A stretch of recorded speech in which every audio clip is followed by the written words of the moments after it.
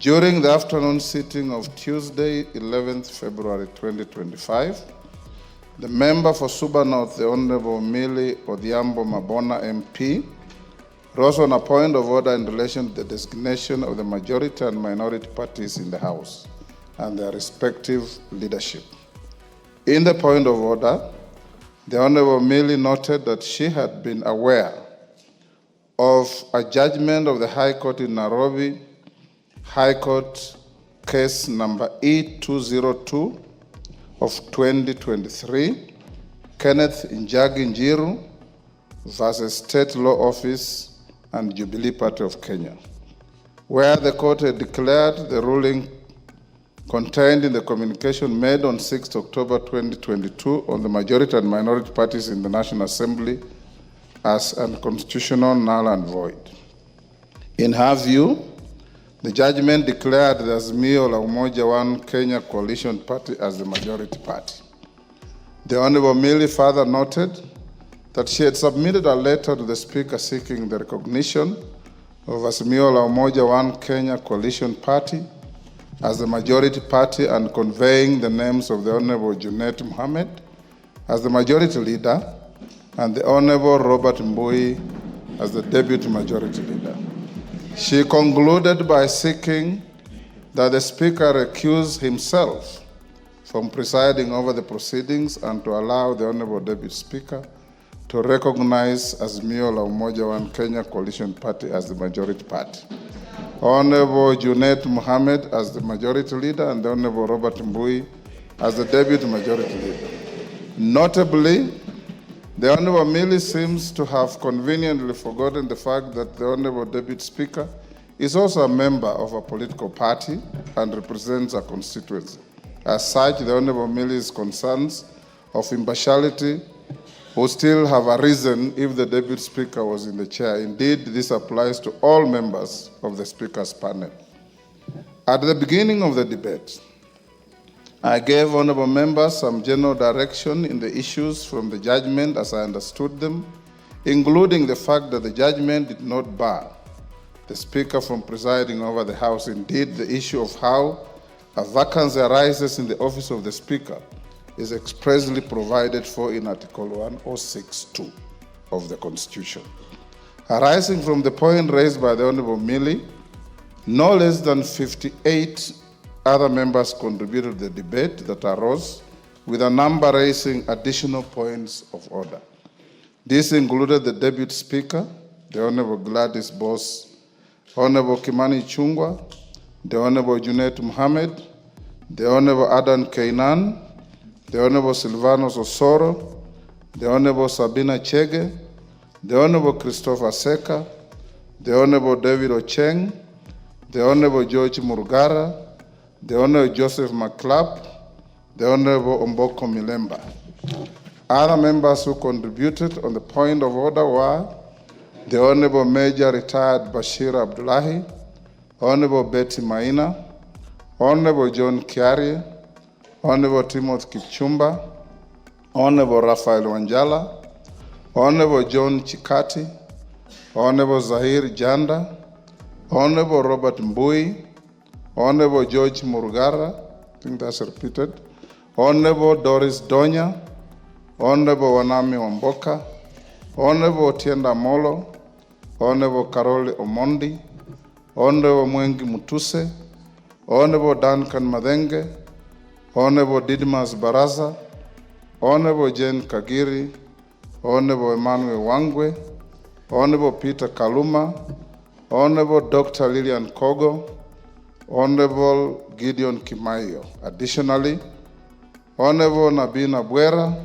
Honorable Marian Kitani, Honorable Sakimba Parashina, Honorable Joyce Bensuda, Honorable Captain Retired Roeda Obo, Honorable Dr. Makali Mulu, Honorable Chiforo Mondo Mangale, Honorable Githinji Kishimu, Honorable Majimbo Kalasinga, Honorable Dr. Robert Pukose, Honorable Musili Mawadhe, Honorable Kasim Tandaza, Honorable Baro Mohammed, Honorable Alice Nganga, Honorable TJ Kajwang, Honorable Dr. James Nyikal, Honorable Ruth Odinga, Honorable Geoffrey Ruku, Honorable Dr. Wilfred Oundo, Honorable Kakai Bissau, Honorable Titus Lote, Honorable Ferdinand Wanyonyi, Honorable Kuria Kimani, Honorable John Waluke, Honorable Rahim Daud, Honorable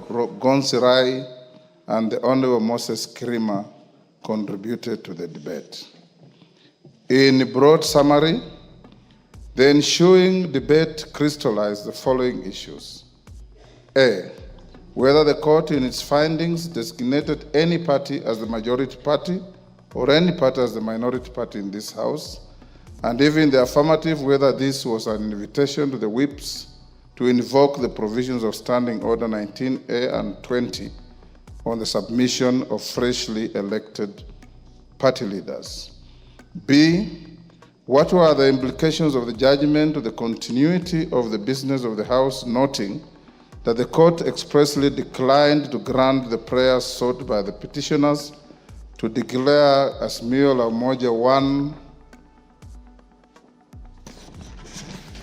Kenya Coalition Party as the majority party and Kenya KWANZA as the minority party. Whether the judgment rendered the constitution of the House Business Committee, which is the core business at the first sitting of the House in a new session, impossible. Whether the judgment rendered the transaction of business of the House impractical, and if in the affirmative, whether any intervention ought to be made so as to facilitate the National Assembly to continue discharging its constitutional responsibilities. What were the specific findings of the court in the judgment in question, and what is the effect on the proceedings and resolutions of the House in the pre-judgment 13th Parliament? Whether the judgment affects other facets of the House that are determined by the relative majorities and coalition agreements, such as the deputy party leaders, whips, chairing and membership of all House committees, membership of the Parliamentary Service Commission, nominations to the IEBC selection panel, and the Commission on Revenue Allocation. Whether the Speaker is a member of the House and how this relates to his political rights and party affiliation, and how the role of the Speaker in the House relates to the principle of impartiality. Whether certain aspects of the judgment violated the doctrine of separation of powers by constituting judicial encroachment into, 1, the internal affairs of the legislature contrary to the spirit of Article 124 of the Constitution that empowers each House to regulate its own procedure, and any attempt by the courts to prescribe a procedure for the Houses may stifle the ability of the House to discharge its constitutional mandate. The powers, privileges, and immunities accorded to the House and its membership by Article 117 of the Constitution, if matters done by Parliament officially in the furtherance of its constitutional mandate, will attract personal liability. Members at the bar, take the nearest seats.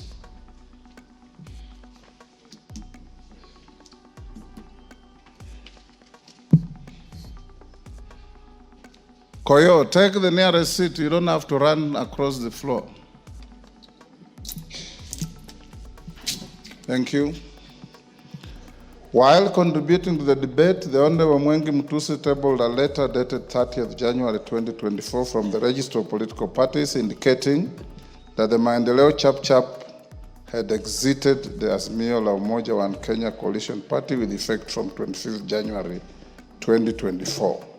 On her part, the Deputy Speaker, the Honorable Gladys Boss, submitted that upon receipt of the judgment, while discharging the role of the Speaker in the absence of the Speaker who was out of jurisdiction, she instructed the Clerk of the National Assembly to seek information from the Register of Political Parties with respect to the status of the membership of the 21 parties represented in the House in any coalition, and to request for certified copies of the relevant coalition agreements.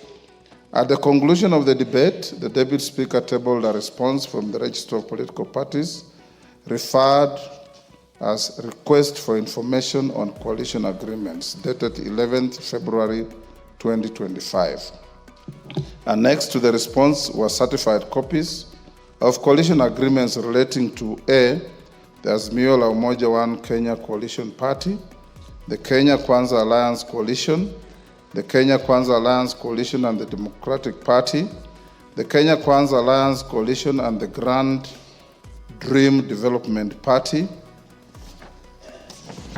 the Kenya KWANZA Coalition and the National Agenda Party of Kenya, the Kenya KWANZA Alliance Coalition and Chama cha Mashinani CCM, the Taifa Democratic Coalition. Consequently, members, I undertook to consider the concerns raised by the members and documents tabled by the Honorable Mutusa and the Deputy Speaker and to guide the House at this sitting. At the very outset, I wish to note that the judgment seems to have created an element of unprecedented confusion in the affairs of the House. This has affected the manner in which I have now been called upon to guide the House in light of the patent contradictions I have noted in the letter submitted by the Honorable Millie Odhiambo. In communicating confirmation of members of the AZIMIO coalition as the majority, the Honorable Millie signs off as the majority party whip, National Assembly, against a letterhead that also designates her as the minority chief whip. The letter also fails to attach any records of any meeting which the alleged decision of the coalition was made as required by the very standing orders 19A and 20 that she quoted and invoked. Viewed in isolation, the letter is in law defective. Nevertheless, I'll allow the honorable member some latitude in the light of the prevailing confusion. Honorable members, I've read the judgment and it has been explained to me at length by our very able legal team. I find it quite unfortunate that misleading assertions have been made with respect to the findings of the court. Honorable Angela, keep your cool. The majority of the reporting has failed to note that the matter before the court related to a mixed bag of prayers sought by petitioners touching on the pending disputes in the Jubilee Party, the Finance Bill 2023, requests for a section of Kenyans not to pay taxes, and deeming of certain members to have resigned from their political parties, among others. A reading of the judgment reveals glaring factual and legal contradictions. I instructed that an appeal be lodged against the judgment forthwith. My guidance to the House should not be construed as a review of the findings and orders of the court, and that remains within the province of the judiciary. With respect to the issues raised by the members, I can only pronounce myself on matters that are necessary to facilitate the continuity of the business of the House. Consequently, the guidance I'm about to give shall strictly confine itself within those parameters. Honorable members, I wish to note that out of 34 prayers expressly sought by the petitioners, the High Court in its findings only granted 3 prayers and expressly declined the other 31 prayers. Paragraph 508 of the judgment reads, and I quote, "In the ultimate, we allow the petition to the following extent. It is hereby declared," that's Roman 1, "that the question as to which party or coalition of parties is the majority in the National Assembly in the 13th Parliament was determined by the sovereign will of the Kenyan voters during the 9th August 2022 general elections. 2, it is hereby declared that the Honorable Speaker's ruling on determination contained in his communication from the Chair made on 6th October 2022 on the majority and minority in the National Assembly violated Article 108 of the Constitution and therefore is null and void. 3, it is hereby declared, I'm quoting from the judgment, it is hereby declared that the Honorable Speaker's ruling or determination from the Chair on 6th October 2022 with respect to leadership of the National Assembly on account of his determination of the majority party and minority party in the National Assembly is contrary to and violated Article 108 of the Constitution, and to that extent it's null and void. 3, an order of certiorari is hereby issued quashing the Honorable Speaker's ruling or determination contained in his communication from the Chair made on 6 October 2022 on the majority and minority in the National Assembly. Subject to the foregoing orders, the court went on. The rest of the prayers in the petition are declined. Parties will bear their own costs. Honorable members, finding number Roman 4, in which the court declined to grant the rest of the prayers sought by the petitioners, is quite instructive. To put it in its proper perspective, I note that at paragraph 33, appearing on page 6 of the judgment, the petitioner had expressly sought that the court grants the following prayers, among others. D, that a declaration be issued to declare that the AZIMIO la Umoja One Kenya coalition is the majority party in the National Assembly of Kenya based on the outcome of the election of members of the National Assembly held on 9th August 2022. That a declaration be issued to declare that the Kenya KWANZA Alliance is the minority party in the National Assembly of Kenya based on the outcome of the elections of members of the National Assembly held on August 2022. I reiterate that it is in its final orders, and in particular at paragraph 508 Roman 4 of the judgment, the court expressly declined to grant these orders. Therefore, in quashing the communication issued on 6 October 2022, the leadership of the National Assembly in the 13th Parliament, the court did not declare any party or coalition of parties as the majority or minority party, and neither did it declare any member of this House as the leader of the majority party, nor the leader of the minority party. This addresses the first and second issues. Honorable members, yesterday when all of you submitted, I kept quiet and listened. I implore you also to keep quiet and listen. It's a quid pro quo. Even the Honorable Millie, who raised the issue, is conducting herself like the distinguished lawyer she is, listening quietly.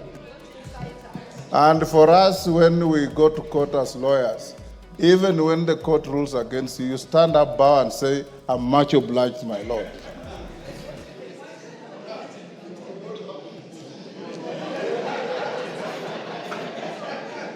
Oh, no, Moving on, honorable members, in its first finding, the High Court cryptically held that the question as to which party or coalition parties in the majority in the National Assembly in the 13th Parliament was determined in August 2022. Whereas the finding of the court is a statement of fact and of law as prevailing on the 9th August 2022, the nagging question as raised by a number of members is whether the law contemplates this determination of the majority and minority parties to be static throughout the subsequent days of a term of Parliament. The Constitution itself enumerates several avenues in which the number of parliamentary seats secured by a party or a coalition at a general election can be subsequently varied. First, Article 103 of the Constitution spells out 7 instances in which a vacancy can arise in the office of a member of Parliament, including death and resignation, and this can drastically affect the numbers or members of a particular party. Secondly, Article 104 of the Constitution provides for the manner in which a member of Parliament can be recalled by the electorate with the result and effect on the parliamentary seats secured by any political party. Thirdly, Article 105 of the Constitution provides for the manner in which the High Court can nullify the election of a member of Parliament with the result and effect on the parliamentary seats by any political party. Fourth, Article 108 of the Constitution, as further expounded in the Political Parties Act, acknowledges the formation and existence of coalitions which, when varied through post-election agreements, have a resultant effect on the parliamentary seats associated with a political party or coalition. For instance, apart from the dynamic complexities that we have witnessed around the composition of coalitions since the last general election, honorable members are also aware of the current existence of 3 vacancies in the office of members of parliament with respect to Banisa constituency, Magarin constituency, and Ugunja constituency. A further vacancy exists with respect to the nomination slot vacated by the Honorable John Badi. How is the House meant to treat a change in its relative majorities arising from the current existing 4 vacancies? Honorable members, to my mind, all the cited scenarios create avenues for the exercise of the sovereign will of the people to determine the majority and minority in the House. By quashing the guidance that I gave for purposes of ensuring the continuity of the business of the House, the court recreated the very same question that arose at the commencement of the 13th Parliament as to which party or coalition is the majority or minority in the House. Honorable members, the 3rd schedule to the Constitution prescribed the oath that I took pursuant to Article 74 of the Constitution before assuming office as your Speaker. Having been elected by yourselves on 8 September 2022, I swore to bear true faith and allegiance to the people and the Republic of Kenya. I undertook to faithfully and conscientiously discharge my duties as Speaker and to obey, respect, preserve, and protect and defend the Constitution. Critically, I also committed to do right to all manner of persons in accordance with the Constitution and the laws and conventions of Parliament without fear or favor, affection, or ill will. I did ask the Almighty God to help me in this crucial role and appended my signature to the physical version of the oath. With that in mind, whenever I am invited to render guidance to the House, it remains my solemn and singular duty to provide that guidance and way forward. My predecessors have previously upheld the significance of safeguarding the independence, powers, and privileges of this House and the doctrine of exclusive cognizance. Article 124 of the Constitution empowers the House to regulate its own procedure, and the other arms of government have a duty to refrain from interfering with this privilege. A question such as the one referring to the majority and minority party falls within this privilege and must, as of necessity, be guarded jealously and only resolved within Parliament. The Constitution and the laws and conventions of Parliament do not grant me the option of declining jurisdiction or issuing any guidance that effectively holds the operations of the House. My oath obligates me to ensure the uninterrupted functions of this House for the benefit of the people of Kenya. In its finding number 3, the court held that the communication was null and void. Debate arose as to whether this finding affected the propriety of all the business that the House has transacted since it was inaugurated on 8 September 2022. There were perceptions and assertions that the legislation so far passed by the House may have been voided. It should be beyond doubt that there was no order of the court in this regard to precipitate this kind of thinking, and there cannot have been such a blanket order as the issues placed before the court by the litigants did not question legality and competence of Parliament to legislate on matters before it's safe for the prayers relating to the Finance Act 2023 and Appropriations Act 2023, and these prayers were expressly dismissed by the court. Members at the bar, take the nearest seats.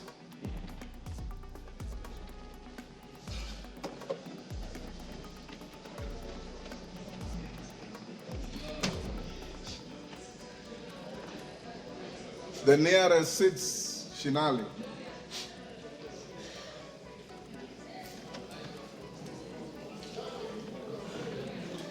Osero, take the nearest seat. Thank you.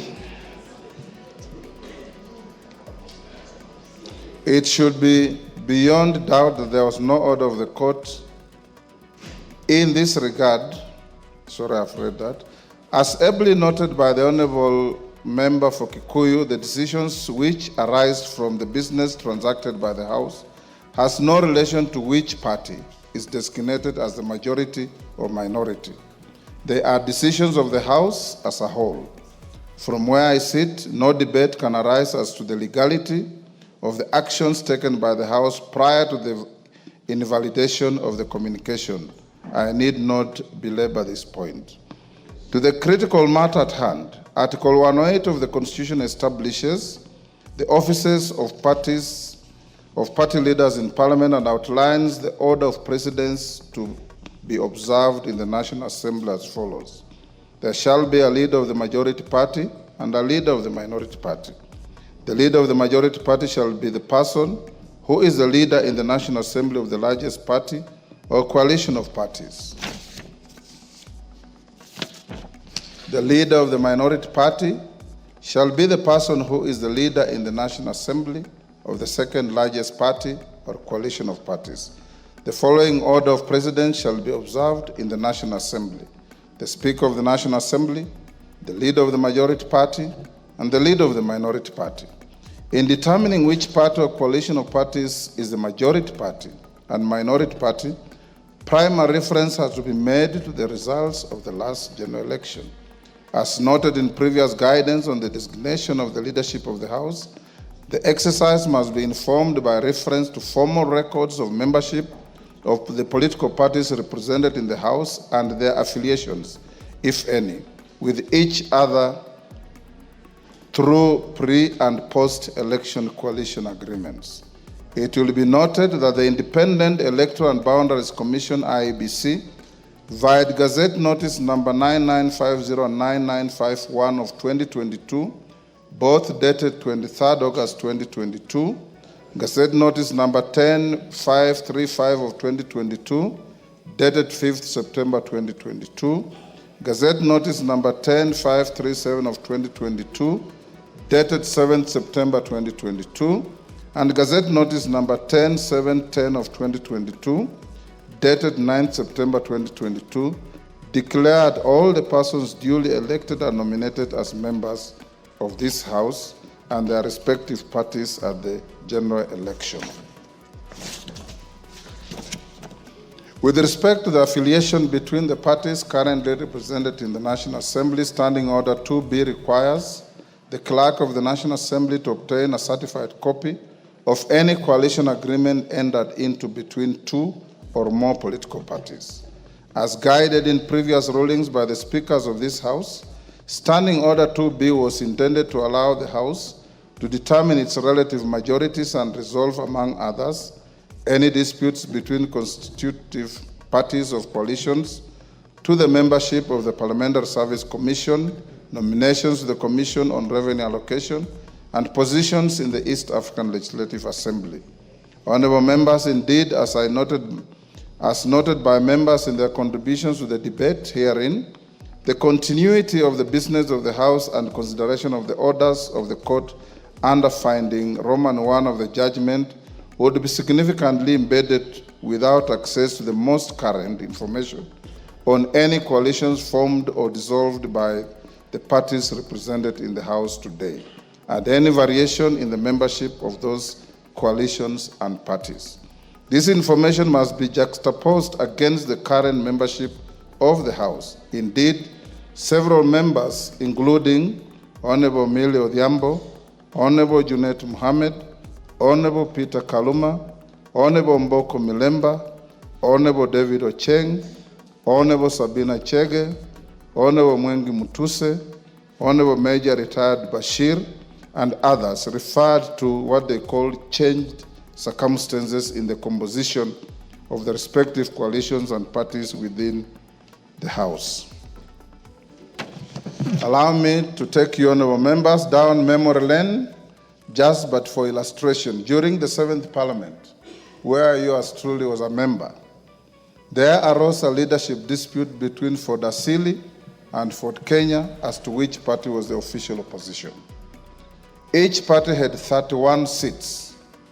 leading to a dramatic and humorous incident where the late Honorable Martin Shikuku, you may recall that the leader of Ford Asili was the Honorable late Kenneth Matiba, who was not having good health at the time.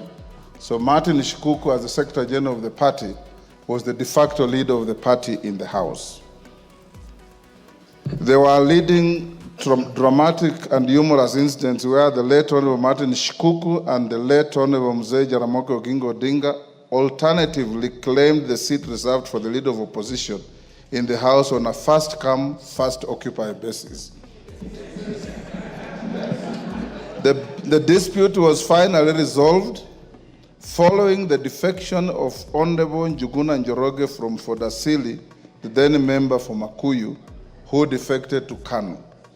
Thereafter, Ford Kenya became the de facto official opposition party, with the Honorable Jaramogi Oginga Odinga as the leader of the official opposition, subsequently followed by the Honorable Wamalwa Kijana after the demise of Mzee Odinga.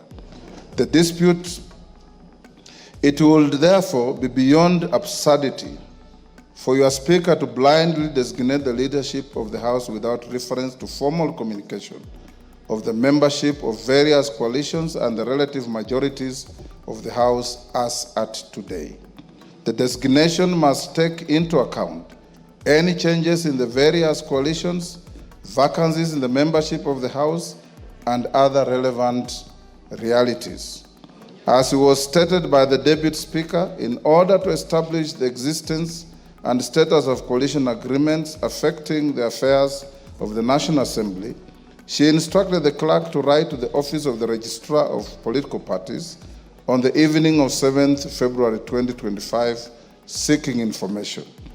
A, membership of the 21 political parties represented in the National Assembly in any coalition, including coalition political parties, and the dates relevant to the membership.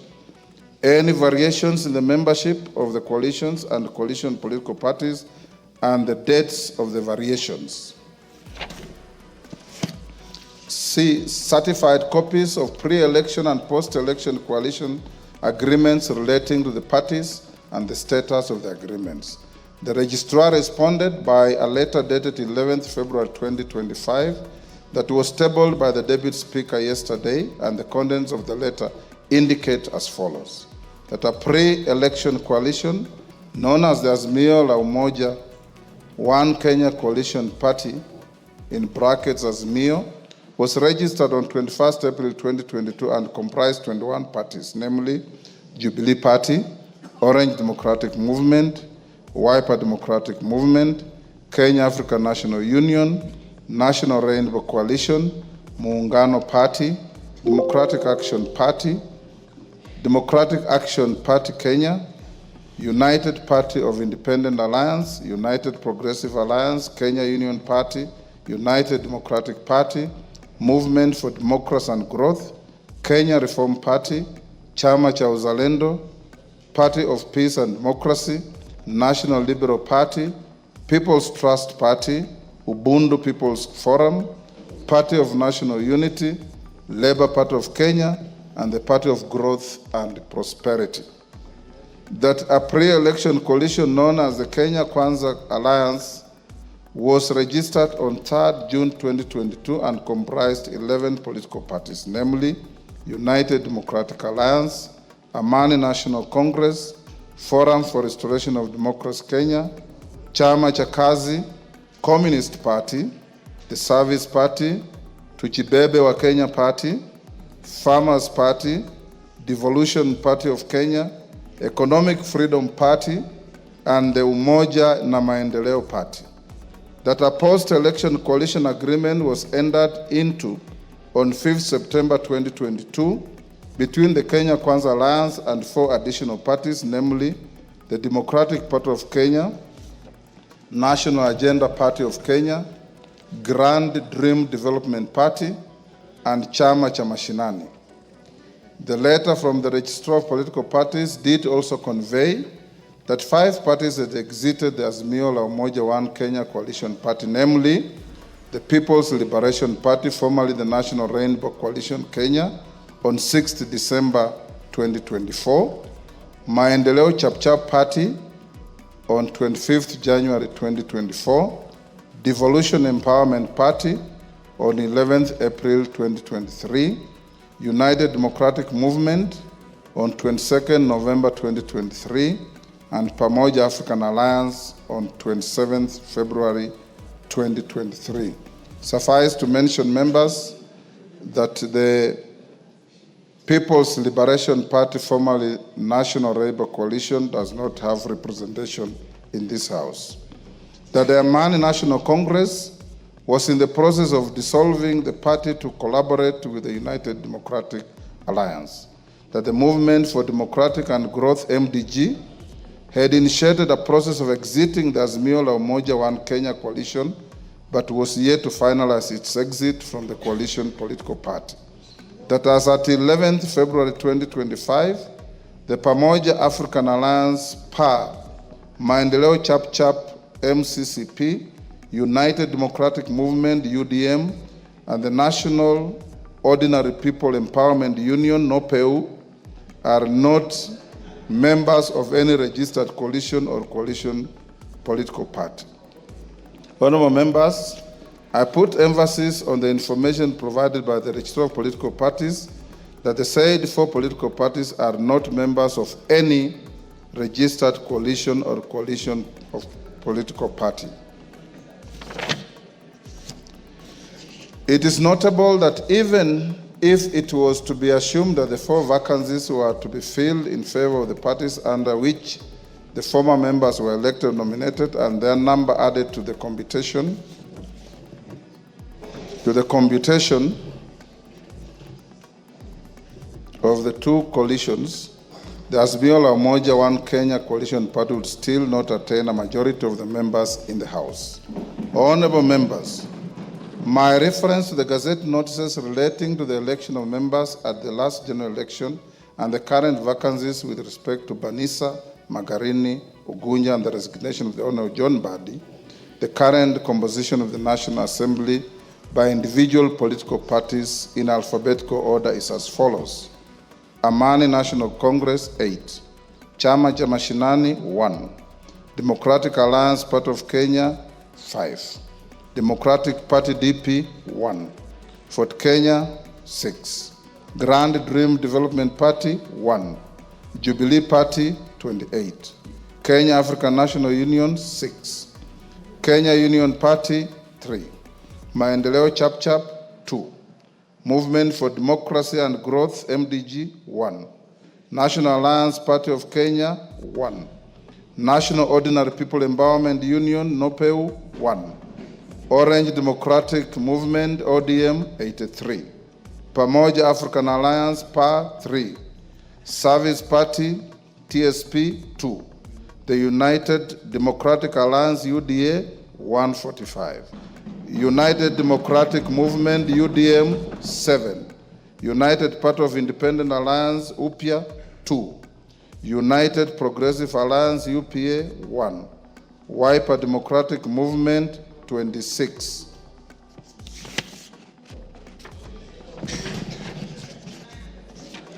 A simple calculation of the cited numbers with reference to the communication and coalition agreements received from the register of political parties indicates the cumulative number of the members of the constituent parties of the AZIMIO La Umoja One Kenya Coalition Party and the Kenya KWANZA Alliance as follows.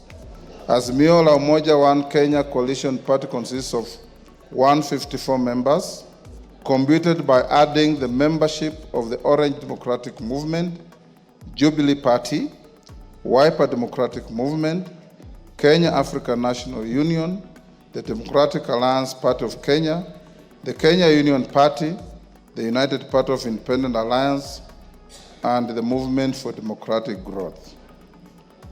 The Kenya KWANZA Alliance consists of 165 members, computed by adding the membership of the United Democratic Alliance, the Amani National Congress, Ford Kenya, the Service Party, the National Agenda Party of Kenya, the Grand Dream Development Party, the Democratic Party, and the Chama cha Mashinani. Honorable members, it's notable that the numbers relating to the AZIMIO La Umoja One Kenya Coalition Party are tinged by a slight element of doubt with respect to membership of the Movement for Democratic and Growth MDG. You will recall the expressed sentiments made by the sole member and party leader of the MDG yesterday in the House, dissociating both himself and the party from the AZIMIO La Umoja One Kenya Coalition Party. However, I decline to engage in this controversy. Arising from the foregoing, the Kenya Kwanza Coalition is the majority party, and the AZIMIO La Umoja One Kenya Coalition Party is the minority party in the House. I have not received order. I still have a little more to go. I have not received any further communication from the Kenya Kwanza Coalition replacing the member for Kikuyu, the member for Kilifi, the member for South Mugirango, and the member for Marsabit County as their preferred leadership in the House. Similarly, I have not received any communication from the AZIMIO La Umoja One Kenya Coalition Party replacing the member for Suna East, the member for Kadiani, the member for Suba North, and the member for Embakasi West as their preferred leadership in the House. Consequently, the leadership of the House remains unchanged. Permit me at this stage, honorable members, to address the fate of 14 members who, as per the letter from the Registrar of Political Parties, belong to parties other than parliamentary parties that are not affiliated with the two identified coalitions in the House. I wish to reiterate that the 14 members and all independent members shall be treated equally in nomination to the committees of the House and access to any other attendant entitlements. The Speaker shall, under Standing Order 174-2B, decline to approve any list of members nominated to serve in committees that does not take into account interests of all members, including the 14. Honorable members, under Standing Order 172, the Committee on Selection is responsible for nominating members to serve in all committees, including the remaining 17 sessional committees that I listed yesterday in the communication on resumption of sittings for the fourth session and the lapse and reintroduction of business. I urge the committee to prioritize the constitution of the Budget and Appropriations Committee in light of the communication that I gave you earlier on the budget policy statement. In summary, therefore, honorable members, I guide as follows. The Kenya Kwanza Coalition is the majority party in the House. AZIMIO La Umoja One Kenya Coalition Party is the minority party in the House. To the extent that I have not received any communication from the AZIMIO La Umoja One Kenya Coalition Party or the Kenya Kwanza Coalition replacing their leadership in the House, the leadership existing as at the end of the last session remains the leadership of this House. I thank you.